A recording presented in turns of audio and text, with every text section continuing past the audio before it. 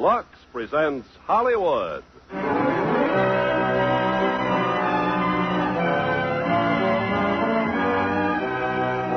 Lever Brothers Company, the makers of Lux Toilet Soap, brings you the Lux Radio Theater, starring Ray Milland, Dorothy McGuire, and Brian Ahern in The Winslow Boy.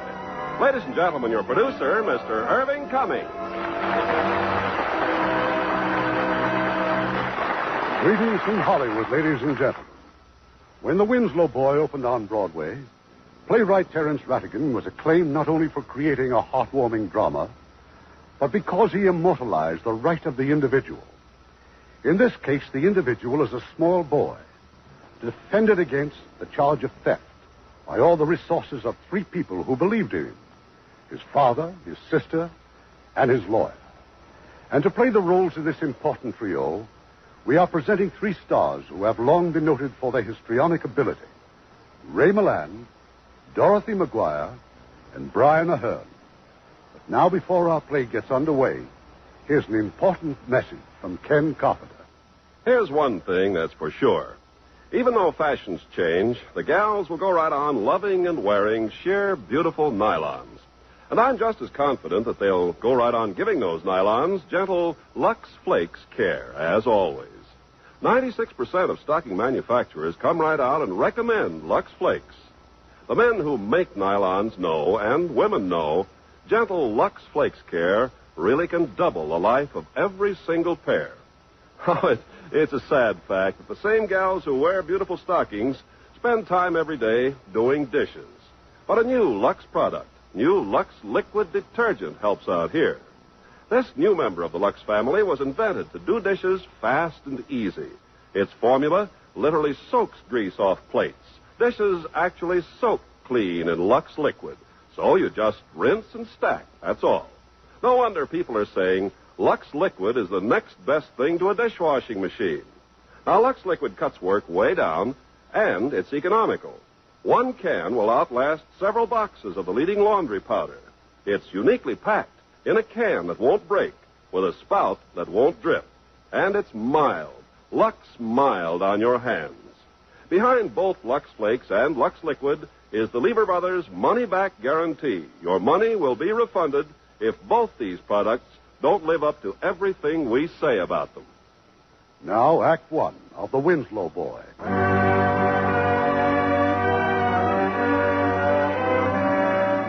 England, 1912. For several months now, an obscure gentleman named Arthur Winslow, a retired banker, has been waging war with the British Empire. A war involving justice, his little boy, and the absurd sum of 5 shillings. This morning, Mr. Winslow has a caller, another in the endless parade of reporters who have made the name of little Ronnie Winslow famous throughout England.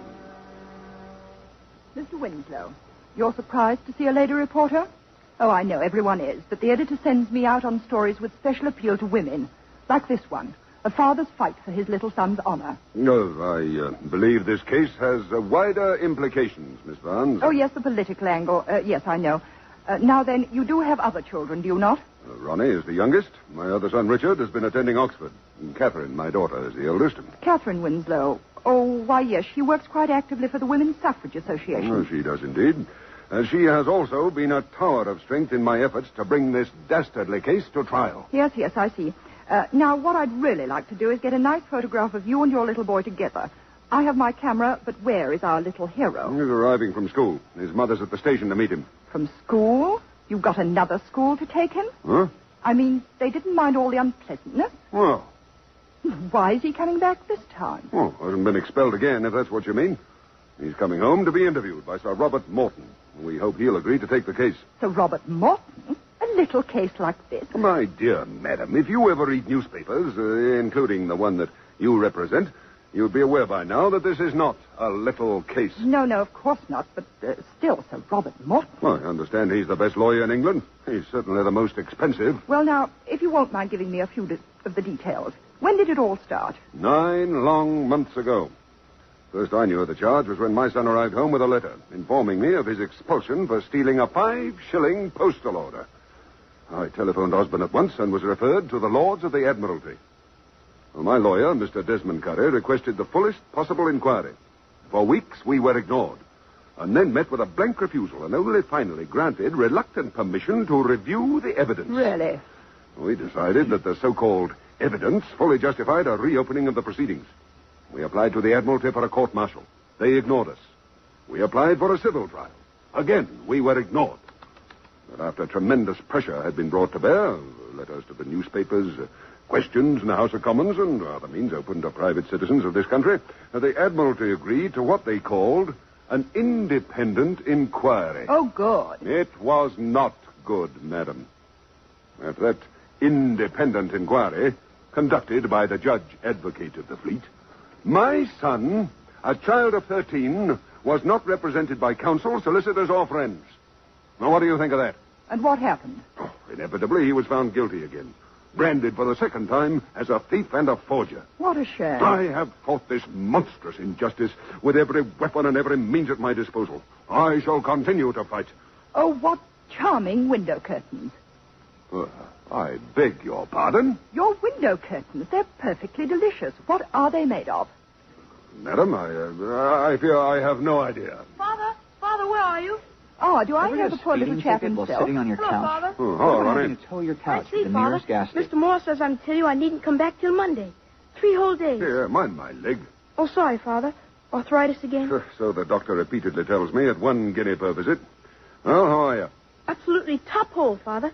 Ah, now that's exactly the way I'd like to take my picture. Would you hold it, Mr. Winslow, please? And, Sonny? Who is she? Now a bit of a smile, Mr. Winslow. A sad smile, if you don't mind. There we are. Oh, Grace, dear, this is Miss Barnes from the Daily News.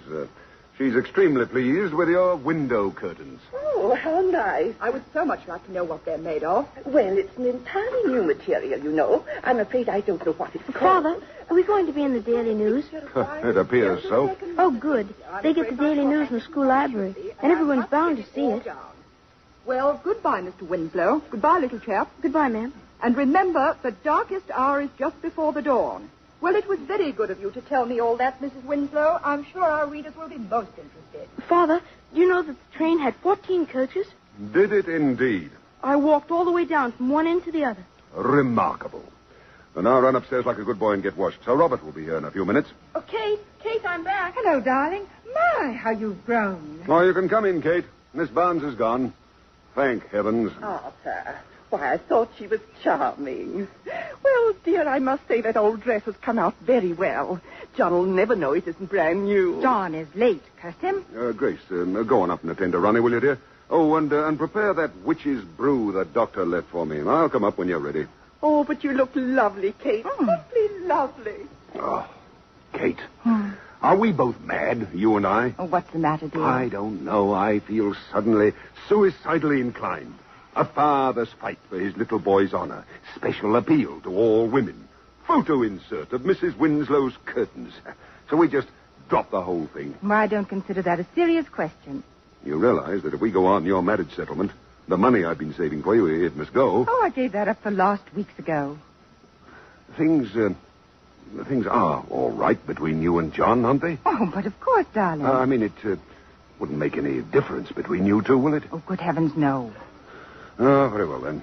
Let's pin our faith on Sir Robert Morton. You know what I think of Sir Robert Morton, Father. Kate, I want the best. The best in this case certainly isn't Morton. And why does everyone say he is? Because if one happens to be a large monopoly attacking a trade union or a Tory newspaper libeling a labor leader, then he is the best. But it utterly defeats me how you or anyone else could expect a man of his record to have even a tenth of his heart in a case where the shoe is entirely on the other foot. Oh, I imagine if his heart isn't in it, he won't accept. Oh, he might. It depends what there is in it for him. Luckily, there isn't much. There's a fairly substantial check. Oh, he doesn't need money. Well, what does he want, then? Anything that advances his interests. You're prejudiced because he spoke against women's suffrage. Is that it? Yes. And because he's always speaking against what is right and just. Arthur? Arthur, dear? Coming. You're my only ally, Kate. Without you, I should have given up long ago. Oh, rubbish. But I do have an instinct about Morton. Yes, Father. Oh, well, we'll see which is right. My instinct or your reason, huh? I'm afraid we will. Hello, Kate. What's the matter, Dickie? Now, haven't you heard? Hmm.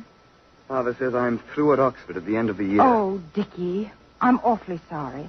Did you know it was in the wind? Well, I knew there was a risk. There are many things Father can't afford anymore. I could just about murder that little Ronnie. Well, what do you have to go about pinching postal orders for? And what's worse, why does he have to get himself nabbed doing it? That's enough, Dickie. Silly little blighter. A 5-shilling postal order and my college career is ended. Oh, well. It'll all work out, I suppose. The old man says they'll find me a job in the bank. It's all right, Violet. I'll answer it. John? I'd better be. Oh, I'm so sorry. I was expecting a friend. Good evening. My name is Morton. My name is Winslow. Won't you come in? My father will be down in a moment. Thank you. I have a dinner engagement. My time is rather limited. Oh, I see. Is there anything I can get for you? A whiskey and soda, brandy? No, thank you. Will you smoke? No, thank you. I hope you don't mind if I do. Why should I? Well, some people find it shocking. A lady in her own home is surely entitled to behave as she wishes. You're looking at your watch. May I ask what time you're dining? 8 o'clock. Far from here? Devonshire House. Oh, then of course you mustn't on any account be late. No. I suppose you know the history of this case, Sir Robert. I've seen most of the relevant documents. Do you think we can bring the case into court on a collusive action? I really have no idea. Desmond Curry seems to think that might hold. Does he? Desmond Curry is a very reliable man. I'm rather surprised that a case of this sort should interest you at all. Are you? It seems such a very trivial affair compared to most of your great triumphs. I was in court during your cross-examination of Len Rogers in the trades union embezzlement case. Really? It was masterly. Thank you. I suppose you heard that he committed suicide a few months ago. Yes, I had heard. Many people believed him innocent, you know. As it happens, however, he was guilty. Sir Robert, I'm Arthur Winslow. Oh, how do you do? He's dining at Devonshire House, Father. He's rather pressed for time. My son will be down directly. I expect you'll want to question him. But I fear I'll have time for only a few questions. Oh, rather sorry to hear that. I was hoping to know definitely if you'd accept this case or not. And perhaps Sir Robert will consent to finish his examination some other time. It might be arranged sometime next week. Desmond Curry has been telling me that you think it might be possible to proceed by petition of right. Well, granting the assumption that the Admiralty, like the Crown, can do no wrong. But I thought that was exactly the assumption we refused to grant 3 months ago. The subject can sue the Crown by petition of right, Miss Winslow. Redress being granted as a matter of grace. It is the custom of the Attorney General, on behalf of the Crown, to endorse the petition and allow the case to come to trial. It is interesting to note that the exact words used on such occasions are, let right be done. Let right be done. Yes. Father. Oh, this is my son. Ronnie, this is Sir Robert Morton. Well, how do you do, I'm sir? going to ask you a few questions. You must answer them truthfully. As you always have. I expect you'd like us to leave. No, provided that you don't interrupt. Miss Winslow, will you please sit down? What? Oh. Now, tell me, Master Winslow, exactly what happened. Well, it was last year, sir. The 7th of July. Just before lunch, I went to see the chief petty officer and asked him to let me have 15 6 out of what I had in the college bank. Why? I wanted to buy an air pistol. And how much money did you have in the college bank? £2, 3 shillings. Oh, so you see, sir, what possible incentive could there be to steal 5 I shillings? must ask you not to interrupt. After you'd withdrawn the 15 6, what did you do? I had lunch. Then what? I went to the locker room to put the 15 6 in my locker. And then? I went to get permission to go down to the post office. Then I went back to the locker room, got out my money, and went down to the post office. Well? I bought my postal order. For 15 6. Yes. Then I went back to college. Then I met Charlie Elliott, and he said, I say, isn't it rot? Someone's broken into my locker and pinched a postal order. I've reported it to the P.O. Those were Charlie Elliott's exact words. He might have used another word for rot. Continue. Well, then, just before class, I was told to see the commander. The woman from the post office was there, and the commander said, is this the boy? And she said, it might be. I can't be sure. They all look so much alike. You see, she couldn't identify. Mr. Winslow, please. Go on. Then she said, I only know that the boy who bought a postal order for 15 6 was the same boy that cashed one for 5 shillings. So the commander said, did you buy a postal order for 15 6? And I said, yes. Then they made me write Charles' name on an envelope and compared it to the signature on the postal order. Then they sent me to the sanatorium. And 10 days later, I was expelled. I see. Well, when the commander asked you to write Elliot's name on an envelope, what did you write? I wrote Charles K. Elliot. Why? Because that was the way that Charlie usually signed his name. How did you know? Well, he was a friend of mine. That's no answer. How did you know? I'd seen him sign things. What things? Ordinary things. What things? Bits of paper. Bits of paper?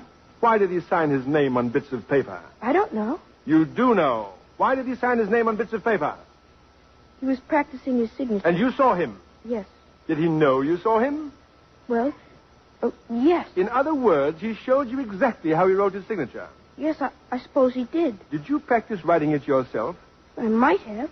Just tell me if you did or if you did not. Yes. Ronnie, you never told me that. It was only for a joke, Father. Joke or not, the fact is you practiced forging Elliot's signature. It wasn't forging. Oh, and what would you call it? Well, writing. Very well. Writing. Whoever stole the postal order and cashed it also wrote Elliot's signature, didn't he? Yes. And oddly enough, in the exact form in which you had earlier been practicing writing his signature. I say, which side are you on? Don't be impertinent. Are you aware that the Admiralty sent up the forged postal order to Mr. Ridgely Pierce, the greatest handwriting expert in England? Yes, sir. And you still say you didn't forge that signature? Yes, I do. In other words, Mr. Ridgely Pierce doesn't know his job. Well, he's wrong anyway. Really, Sir Robert? Be quiet, please. I won't be quiet. I have a... When you went into the locker room after lunch, were you alone? I don't remember. I think you do. Were you alone in the locker room? Yes.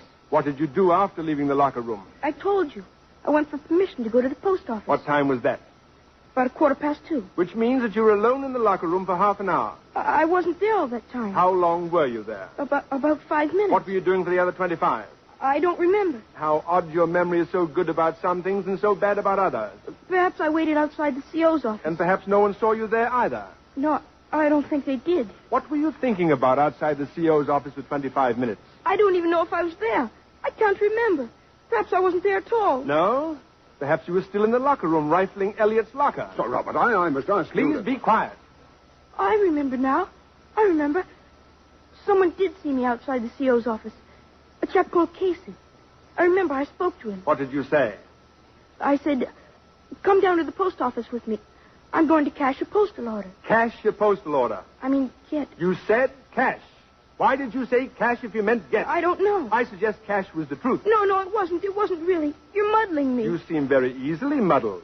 How many other lies have you told? None. Really, I haven't. I suggest your whole testimony is a lie. No, it's the truth. I suggest there is barely one single word of truth in anything you've said either to me or to the judge advocate or to the commander. I suggest that you broke into Elliot's locker, that you stole the postal order for 5 shillings and cashed it by means of forging his name. I didn't. I suggest that you did it for a joke, meaning to give Elliot the 5 shillings back. But that when you met him and he said he'd reported the matter, that you got frightened and decided to keep quiet. No, it isn't true. I suggest that by continuing to deny your guilt, you are causing great hardships to your own family and considerable annoyance to high and important persons in this country. That's a disgraceful thing to say. I suggest that the time has come at last for you to undo some of the misery that you've caused by confessing to us all now that you are a forger, a liar, and a thief. I'm not. I didn't do it. Well, this is outrageous. Is it? The boy is plainly innocent. I accept the case and will do my utmost to bring it to trial. Good evening.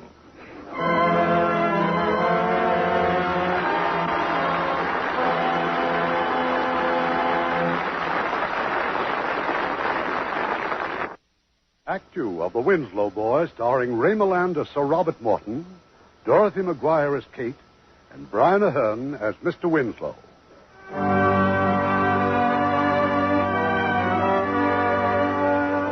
7 weary months have passed since Sir Robert Morton agreed to defend Master Ronnie Winslow against the government of England.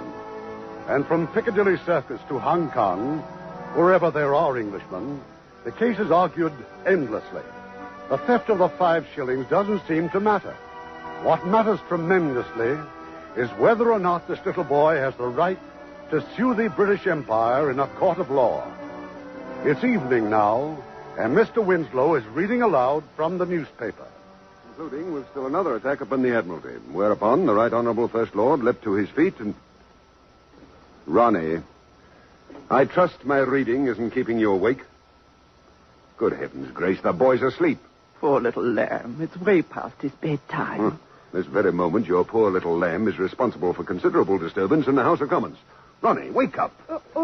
Yes, Father? I'm reading the account of the debate. Oh, I'm listening, Father. I like to listen with my eyes closed. Very well. Now then, the House obviously was moved by Sir Robert Morton's resonant use of the words, "Let right be done." Nevertheless, it is argued that Cadet Ronald Winslow was a servant of the Crown and therefore has no more right than any other member of His Majesty's forces to sue the Crown in open court. To allow him to do so would... Oh, he's asleep again. I'd better take him upstairs. He'll be so much more comfy in his little bed. I dare say, but the debate in the House of Commons continues, and until it's ended, the cause of it all certainly will not make himself comfy in his little bed. Excuse me. Huh? Yes, Violet? 3 more reporters at the door, sir. Shall I let them in? No, certainly not. Yes, sir. Grace, dear, might this not be a good opportunity to talk to Violet? No, it would not. Believe me, Grace, putting it off only adds to your worries. It's easy for you to talk, Arthur. You don't have to do it. Well, I will if you like. No, thank you. We'll give her excellent references. I won't have it. It's nothing short of brutal to send her packing after all these years. Well, facts are brutal things. I don't think I know what facts are anymore. The facts at this moment are that we have 1/2 of the income we had a year ago, and we're living at almost the same rate. However you look at it, that's bad economics. I'm not talking economics. I'm talking about Violet. I'm also talking about the happy home we once had and a future for us and the children. Oh, I wish I could see the sense of it all. There's Ronnie, perfectly happy. He's at a good school and doing very well. No one need ever have known about Osborne if you hadn't gone and shouted it out to the whole world. As it is, whatever happens, he'll go through the rest of his life as the boy in the Winslow case. The boy who stole that postal order. The boy who didn't steal the postal order? You talk about sacrificing everything for him. But when he's grown up, he won't thank you for it, Arthur. Even though you've given your life to publish his innocence, as you call it. Grace, really? Yes, Arthur, your life. You're destroying yourself, and for what, I'd like to know? For what? For justice. Justice. Or is it just plain pride and sheer stubbornness? No, I don't think it is. I really don't think it is. Arthur, I can stand anything if there's a reason for it. But for no reason at all, it's unfair to ask so much of me. It's unfair. What's the matter, Father? Well, your mother's a little upset. Aren't things going well? Oh, yes, Ronnie. Very well. Very well indeed. By Jove, how does he do it? Sandwiches, sir, for Miss Kate. Huh? Oh, thank you, Violet. She's just come home. She says she'll be right in, sir. Violet, what do you think of this case? No, it's a fine old rumpus, no mistake. It is, isn't it? A fine old rumpus. And when you think it's all because of our Master Ronnie, I have to laugh about it sometimes. I rarely do. Wasting the government's time at his age. Well, would that be all, sir? Yes, Violet. That'll be all. Hello, Father. All alone? Ronnie. But he's sound asleep. Oh, look at him. An honorable member described him not an hour ago as a piteous little figure crying aloud to humanity for justice and redress. I wish you could see him now. Kate, what happened? Is the debate over? As good as. What about it? Are they going to allow us a fair trial? Apparently not. That's iniquitous. Well, then we're back where we started, then. It looks like it, dear. The debate's done us no good at all. But didn't Sir Robert make any protest? Not a verbal protest. Something far more spectacular. He'd had his feet on the Treasury table and his hat over his eyes, and suddenly got up, glared at the First Lord, threw a great bundle of notes on the floor, and stalked out of the House. Oh, it made a magnificent effect. If I hadn't known, I could have sworn he was actually indignant. Oh, of course he was indignant. So would any man of feeling be. Sir Robert is not a man of feeling. I don't think any emotion at all can stir that fishy heart. Except perhaps a love of justice. Oh, nonsense. A love of Sir Robert Morton. The man is a fish. A hard, cold-blooded, sneering fish. Sir Robert Morton. Yuki. Good evening. Good evening. I thought I'd call and let you know what's happened, but I see your daughter has forestalled me. You knew I was in the gallery? In such a charming hat, how could I have missed you? Oh, it's very good of you to call. Do I detect a small snore coming from the couch? Oh, Master Ronnie. Oh, Kate, wake him up. No, please. Besides, I'm sure that since our first encounter, he is rather understandably a trifle nervous of me. Tell me something, Sir Robert. What happened in that first interview to make you so sure of his innocence? Well, first of all, he made far too many damaging admissions. A guilty person would have been much more on guard. Secondly, I set a trap for him, and thirdly, I left him a loophole. Anyone who was guilty would have fallen into the one and darted through the other. Master Ronald did neither. The trap was to ask him suddenly what time Elliot put the postal order in his locker. Am I right? Yes. And the loophole? My suggestion that he'd stolen the postal order as a joke. Had he been guilty, he'd have leapt on that as the lesser of the two evils. You're very clever. Thank you. Now, my daughter just told me of your demonstration during the First Lord's speech. She described it as magnificent. Did she? Well, it's a very old trick, you know, and nearly always surprisingly effective. Was the First Lord at all put out by it, did you notice? Oh, how could he have failed to be? Oh, I wish you could have seen it. Father, when did this come? When did what? Oh, that letter. Some time ago. Do you know the writing? Yes, it's from John's father. I shouldn't bother to read it if I were you. Oh, but I must. It came by special messenger. Forgive me, Sir Robert, if I read it now. Huh? Well, what do you think the next step should be, Sir Robert? The renewal of our efforts to get the Director of Public Prosecutions to act. You think there's any chance of that? Oh, yes, since it's mostly a matter of making ourselves a confounded nuisance. We've certainly done that quite successfully so far, thanks to you. That is perhaps the only quality I was born with, the ability to annoy. Father, Sir Robert thinks we might get the Director of Public Prosecutions to act. Huh? Oh, excuse me, I thought you'd finished your letter. We were discussing how to proceed with the case. The case? Forget the case. All things considered, very little purpose would be served by going on. Kate, here. Of course Read this. we must go on. The choice is mine, sir, not yours. To give up now would be insane. My sanity already has been questioned tonight for going as far as I have. Whatever is in that letter, or whatever else has happened to make you lose heart, I insist that we continue. Insist? We? It is for me alone to judge when the time has come to give up. In heaven's name, why? I have made many sacrifices for this case. Some of them I had no right to make. But there is a limit, and I've reached it. I'm sorry, Sir Robert, but the Winslow case is closed. Balderdash. My father doesn't mean that, Sir Robert. I'm glad to hear it. This letter, let me explain it. Oh, Kate, no. Sir Robert, this letter is from the father of the man I'm engaged to. We've always known he was opposed to the case, so it comes as no surprise. He says that unless my father promises to drop this whining and reckless agitation, that he'll exert every influence to prevent John's marrying me. I see. An ultimatum. Yes, but a pointless one. He has no influence over his son? Oh, yes. But John's of age and his own master. Well, Mr. Winslow, your daughter seems prepared to take the risk. But I am not. At least until I know how great a risk it is. How do you estimate the risk, Miss Winslow? Negligible. I see. Mr. Winslow, I must apologize for speaking to you as I did just now. Oh, you were upset for giving up the case, and to be frank, I liked you for it. Of course, you must decide as you wish. That is really a most charming hat, Miss Winslow. Oh, well, I'm glad you liked it. It seems decidedly wrong to me that a lady of your political persuasion should be allowed to adorn herself with such a very feminine allurement. It really looks so awfully like trying to have the best of both worlds. I'm not a militant, Sir Robert. I don't go about breaking shop windows with a hammer or pouring acid down letterboxes. I'm truly glad to hear that. Both those activities would be highly unsuitable in that hat. Tell me, what active steps do you take to propagate your cause? I'm an organizing secretary at the West London branch of the Women's Suffrage Association. Indeed. Is the work hard? Very. And not, I should imagine, particularly lucrative. Starting in January, I shall be paid £2 a week. Dear me. What sacrifices you young ladies seem prepared to make for your convictions. Excuse me. It's your intended. He says, could he please have a word with you in private, miss? John? Tell him I'll be right there, Violet.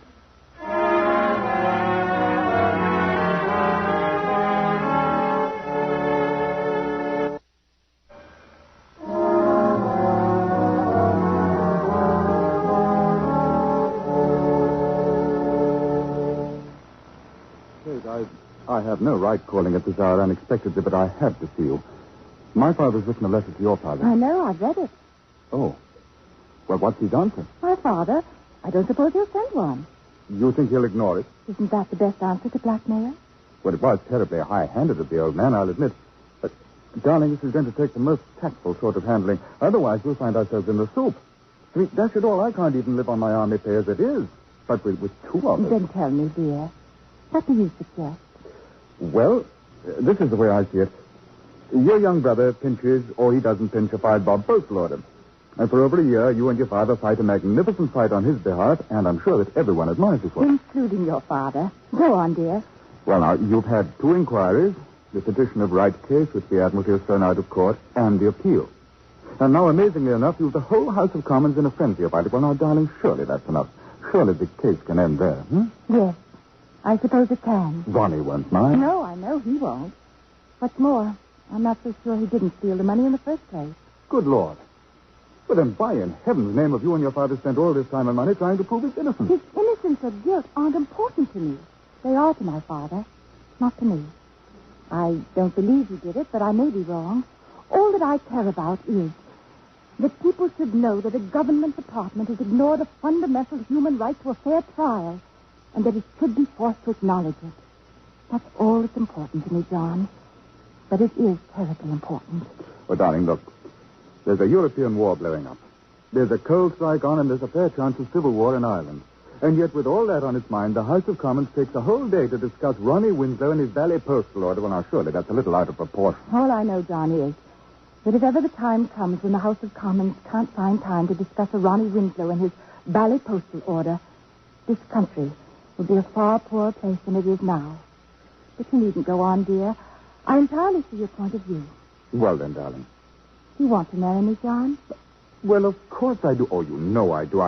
I'm only telling you what I think is best for us. Even if we gave up the case, you'd still want to marry the Winslow girl? All that would blow over in no time. And we'd have the allowance from your father? Yes. And that's so important. Well, it is, darling.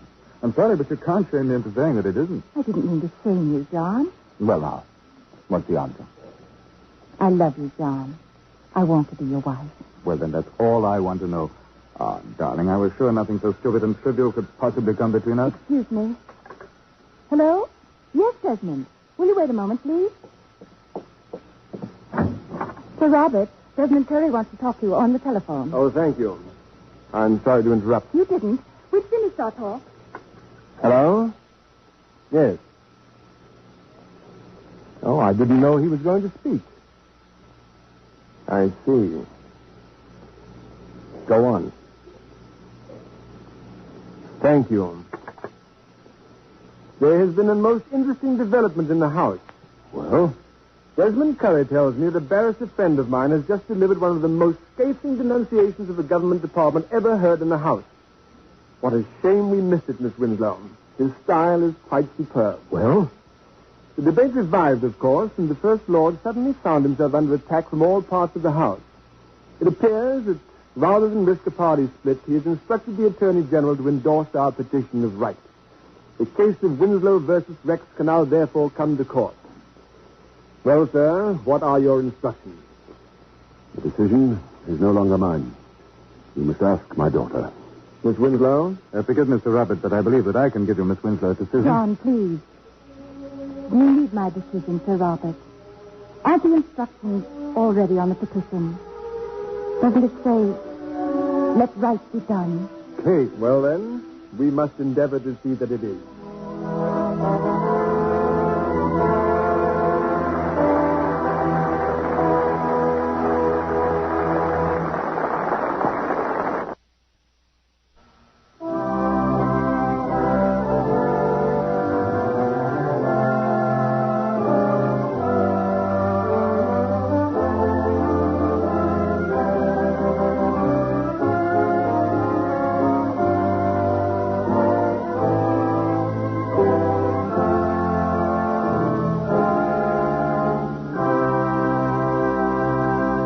The curtain rises on Act 3 of The Winslow Boy, starring Ray Milland as Sir Robert Morton, Dorothy McGuire as Kate, and Brian Ahern as Mr. Winslow.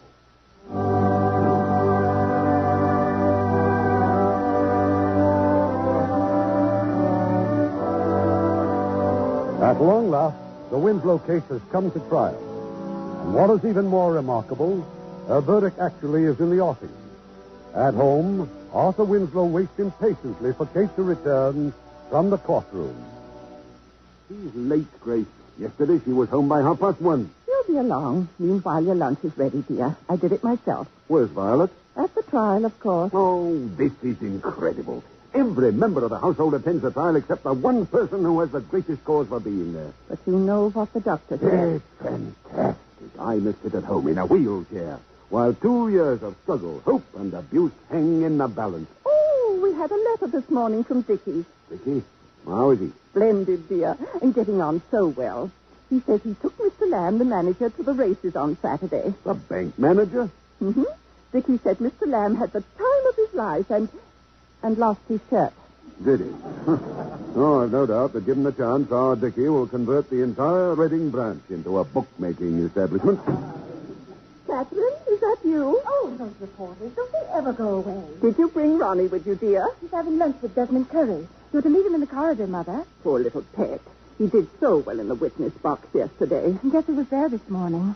John. John? Well, I hope you didn't speak to Oh, him. but of course I did. Kate, how could you? What did he say? He wished us luck. Oh, what impertinence. The idea of his coming there after the way he's treated you. Grace, you'll be late for the afternoon session. Oh, well, I'm off then, dear. Now, don't let your father leave that wheelchair, darling. Well, how did it go?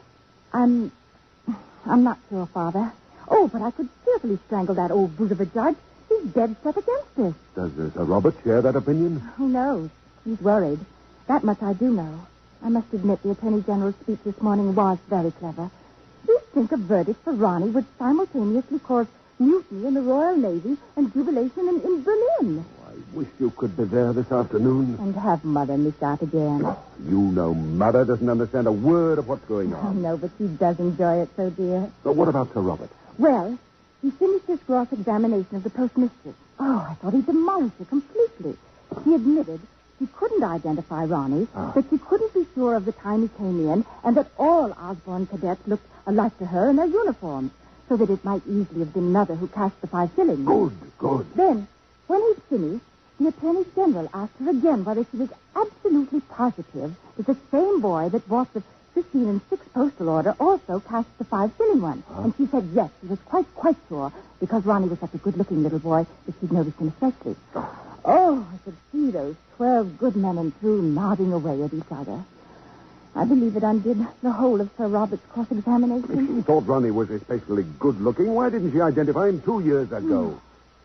Oh, Kate, this is our last chance. Are we going to lose? I don't know. I wonder if you were right. If we could have found a better man than Sir Robert. No. Oh, you admit that now.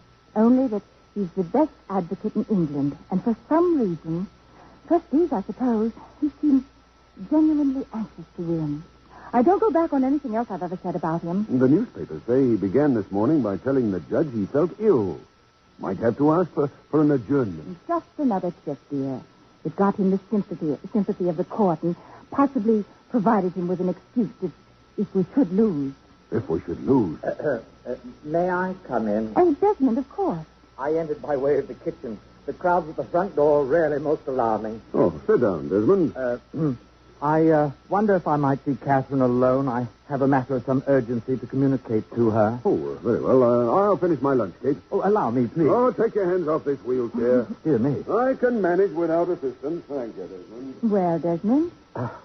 I have only a moment, Kate. I really should get back to court, but it suddenly occurred to me during the lunch adjournment that I had better see you today. Really? Why? I have a question to put to you, which, if I had postponed it till after the verdict, you might, who knows, have thought it prompted by pity if we had lost. Or if we had won, your reply might, again, who knows, have been influenced by gratitude. You follow me? As a matter of fact, I think I do. Then possibly you have some inkling of what the question is. Yes. And I need hardly tell you how grateful I am. There is no need, Kate. Oh, no need at all. However, I know very well what your feelings for me really are. Do you, Desmond? I've known you so long, dear Kate, and I've proposed to you so many times before. That is, up until your recent betrothal. Which is now no more. And thus permits me to again, if I may say so, examine the facts. Which are? Fact 1, you don't love me and never can. Fact 2, I love you, always have, and always will. That, then, is the situation. No matter what you feel or do not feel for me, I want you to be my wife. Thank you, Desmond. Oh, there is so much more that I should like to say, but I shall put it all in a letter. Yes, Desmond, do. Now, I must get back to court. How do you think it went this morning? What a brilliant cross-examination, was it not? Brilliant. Oh, he is a strange man, Sir Robert. Oh, at times so cold and distant and... Fish-like. Fish-like, exactly. And yet he has a real passion about this case. Oh, a real passion. I happen to know. Oh, of course, this must on no account go any further. But I happen to know that he has made a very great personal sacrifice in order to bring it to court. Sacrifice? Of what? Some other case? Oh, no, that would be no sacrifice to him. Oh, no. He was offered the appointment to Lord Chief Justice. He turned it down simply to carry on with Winslow versus Rex. Strange are the ways of men, are they not? Goodbye, dear Kate. Goodbye, Desmond.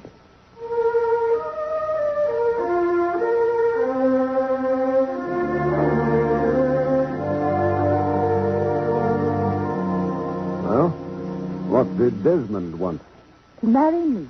What, again? Oh, sheer lunacy. Oh, I don't know. He's nice and he's doing very well. I told him I'd think it over. By all means. As long as you decide against it. Father, I'm 30 years old. Oh, 30 isn't the end of life. It might be for an unmarried woman with not much look. Rubbish. Better far to live and die an old maid than to marry Desmond Curry. Even an old maid must eat. I'm leaving you and your mother everything, you know. There is still little left. Oh, there must be something you can do. Something useful. You don't think suffrage work is useful. Well, maybe you're right. But it's the only work I'm fitted for all the same. So the choice is quite simple, Father. Either I marry Desmond and settle down to quite a comfortable and not really useless existence, or I go on for the rest of my life earning £2 a week in the service of a hopeless cause. Hopeless? I never heard you say that before. I never felt it before.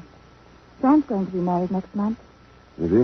A girl I know slightly. She's a general's daughter. Very suitable. My dear. Oh, I've messed up your life. No. Any messing up that's been done has been done by me. Oh, I'm so sorry, Kate. Don't be. We both knew what we were doing. Oh, have we just been stubborn? Selfishly refusing to admit defeat. That's what your mother thinks. Father, if you could go back and choose again, would your choice be different? No, I don't think it would. I don't think so either. I still say we both knew what we were doing, and we were right to do it. But you aren't going to marry Desmond, are you? Well, in the golden words of the Prime Minister, Father, wait and see. Here. Say, do you hear a newsboy? What's he shouting? Let me open a window. Only Winslow case latest. Didn't sound to me like latest. You're right. Winslow case results. Results? But the verdict wasn't to come in till tomorrow. There must be some mistake. Oh, sir. Sir. Violet, come in here. What's happened? Oh, Miss Kate. Oh, what a shame you missed it. Just after they came back from lunch. And Mrs. Winslow, she wasn't there neither, nor Master Ronnie. Huh? The cheering and the shouting and the carrying on. Oh, you've never heard anything like it in all your life. Oh, Violet. And Sir Robert standing there at the table with his wig on crooked and the tears running down his face. Running down his face they were. And not able to speak because of the noise. And then some man behind me, he knocked my hat down over my face. He was cheering Saul, waving his arms and shouting about liberty. And the judge kept on shouting, but it wasn't any good because by now the jury was cheering too. And some of them trying to race out of the box to shake hands with Sir Robert. No. And then outside in the street they were shouting, good old Winslow, and singing, jolly good fellow. And I had my hat knocked off again, and this time for good. Oh, it was lovely. Well, sir, you must be feeling nice and pleased now that it's all over. Yes, Violet, I am. 2 years, but 1 month it's been, sir. And Yes. poor madam, what a shock when she gets to court and finds it's all over. Well, congratulations, sir, I'm sure. Oh, thank you, Violet, thank you. Well, it would appear then that we've won. Yes, Father. It would appear that we've won. Oh, I would have liked to have been there. He's here, Mr. Winslow. He's here. Oh, Sir Robert Morton. I thought you might like to hear the actual terms of the Attorney General's statement. So I jotted it down for you, Mr. Winslow, and now I should read it. I say now, on behalf of the Admiralty, that I accept the declaration of Ronald Arthur Winslow and that he is innocent of all charges brought against him 2 years ago at the Royal Naval College, Osborne. I make this statement without any reservation, intending it to be a complete acceptance of the boy's innocence. It's rather difficult to find the words I should say to you. Please don't trouble to search for them. Let us take these rather tiresome expressions of gratitude for granted, shall we? Now, on the question of damages and costs, I fear we shall find the Admiralty rather niggardly. You are likely still to be left considerably out of pocket. However, and doubtless we can apply a slight spur to the First Lord's posterior in the House of Commons. No, please, no more trouble, I beg of you. This is all I've ever asked for. It's a pity we're not in court, Miss Winslow. The verdict appeared to cause quite a storm. So I heard. But why did they surrender so suddenly? Well, it was a foregone conclusion once the handwriting expert had been discredited. I knew then we had a sporting chance, and no jury in the world would convict on the postmistress's evidence. But this morning you seemed so depressed. Did I? Well, the heat in the courtroom was very trying, you know, and I was a little fatigued. Oh, sir, the gentlemen at the front door say please would you make a statement. They say they won't go away until you do. Oh, very well, Violet, thank you. Yes, sir. Oh, Sir Robert, what shall I say? I hardly think it matters. Whatever you say will have little bearing on what they'll write. What shall I say, Kate? You'll think of something, Father. Here, let me wheel you out. No, just hand me my cane. I refuse to meet the press in this ridiculous chariot. I could say I'm happy to have lived long enough to have seen justice done to my son. Isn't that a little gloomy? You're going to live for ages yet. Am I? You'll wait and see. I could say the victory is not mine, that it's the people who have triumphed. As they always will triumph over despotism. How does that strike you, Sir Robert? A little bit pretentious, perhaps? I should say it nonetheless. It'll be very popular. Well, perhaps I'd better say what I really feel, which is merely, thank God we beat them. Miss Winslow, might I be rude enough to ask you for a little of your excellent whiskey? Oh, yes, of course. Thank you. And with your forgiveness, I shall sit down. Sir Robert, are you feeling all right? Just a slight nervous reaction. I've not been feeling myself all day. I told the judge so this morning, if you remember, but I doubt if he believed me. He thought it was a trick. What suspicious minds people have they not? Yes. Your whiskey. Thank you. I'm afraid I have a confession and an apology to make. My dear young lady, I'm sure the one is rash and the other superfluous. I would far rather hear neither. I'm afraid you must, since this is probably the last time I shall see you. I have entirely misjudged your attitude. I've been rude and ungrateful. I'm sincerely and humbly sorry. Oh, rubbish. My attitude has been quite the same as yours. A determination to win at all costs. Only when you talk of gratitude, you must remember that these costs were not mine, but yours. Were they not also yours, Sir Robert? I beg your pardon? Haven't you, too, made a very special sacrifice? The rogues of that office have not disputed me. Wouldn't they? And what's more, I fully intend to report Mr. Desmond Curry to the Law Society. Oh, please don't. You did me a great service by telling me. Well, I must ask you never to divulge it to another living soul and to forget it yourself. Why are you always at such pains to prevent people from knowing the truth about you? Am I, indeed? You know you are. Why? Why are you so ashamed of your emotions? Because, as a lawyer, I must necessarily distrust them. Why? To fight a case on emotional grounds is the surest way of losing it. Emotions muddy the issue. Cold, clear logic and buckets of it should be the lawyer's only equipment. Was it cold, clear logic that made you weep today at the verdict? Your maid, I suppose, told you that? No, doesn't matter. It's in the papers tomorrow anyway. Very well, then. If you must have it, here it is. I wept today because right had been done. Not justice? No, not justice. Right. It's not hard to do justice, but very hard to do right. Unfortunately, while the appeal of justice is intellectual, the appeal of right appears for some odd reason to induce tears in court. That is my answer and my excuse. And now, may I leave the witness box? No. One last question. How can you reconcile your support of Winslow against the Crown with your narrow political beliefs? Very easily. No one party has a monopoly of concern for individual liberty.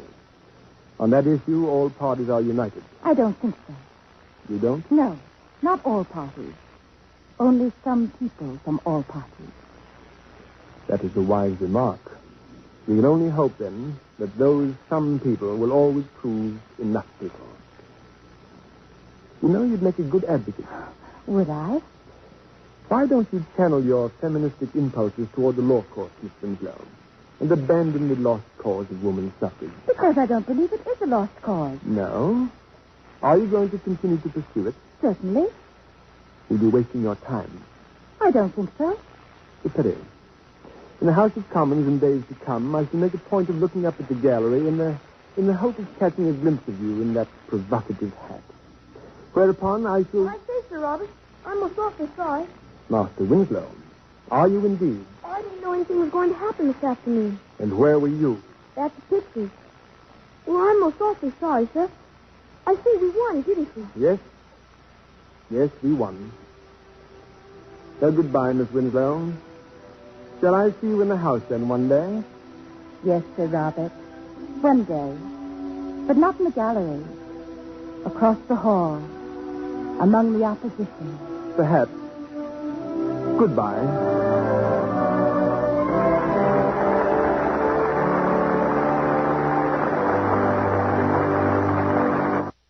For 3 splendid performances, we'd like to congratulate Ray Milland, Dorothy McGuire, and Brian Ahern.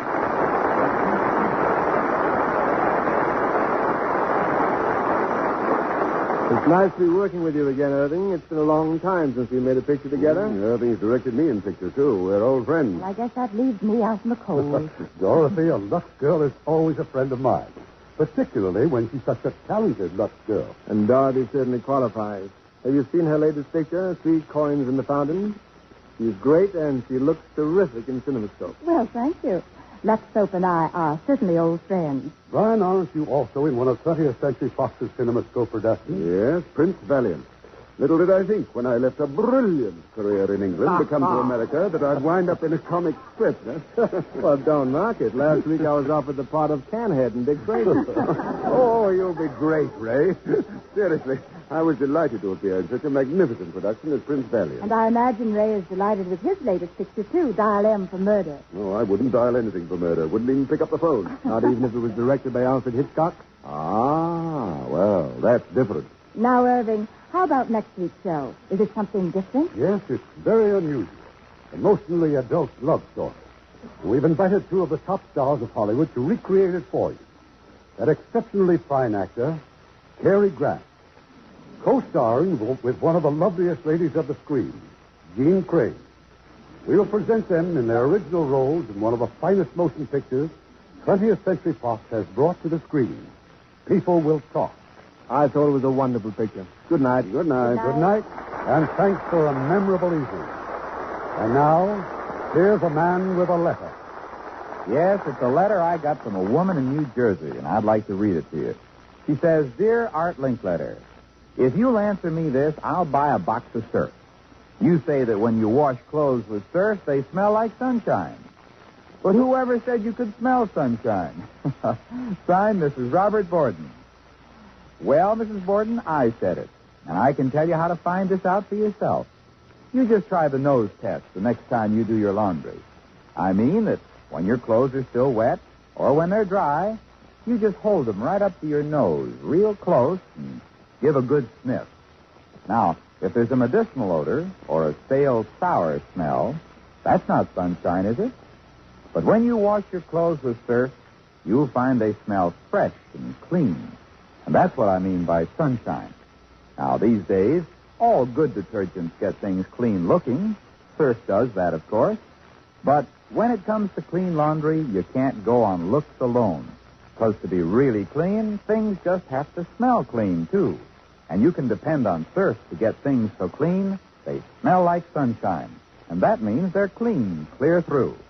So, Mrs. Borden, and all you ladies who haven't tried surf lately, buy a box of surf and get to know what sunshine smells like.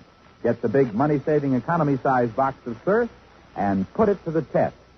Lever Brothers Company, makers of Lux Toilet Soap and Lux Liquid Detergent, invite you to be with us again next Monday evening when the Lux Radio Theater presents Cary Grant and Dean Crane in People Will Talk.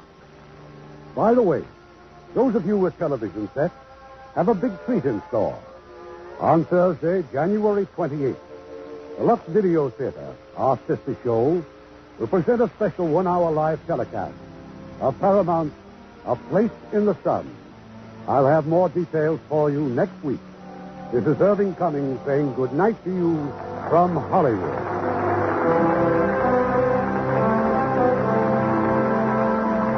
Ladies and gentlemen, the crisis in our schools is growing worse. 3 classrooms out of every 5 are overcrowded. And above all, there's a growing shortage of qualified elementary school teachers. Won't you join and work with your local civic groups and school boards, which are actively seeking to improve educational conditions? Heard in our cast tonight were Martin Dean as Ronnie, Norma Varden as the mother, Helen Cleve as Violet, Mary Flynn as Miss Barnes, Ben Wright as John, Joe Kearns as Desmond, and Alistair Duncan as Dickie.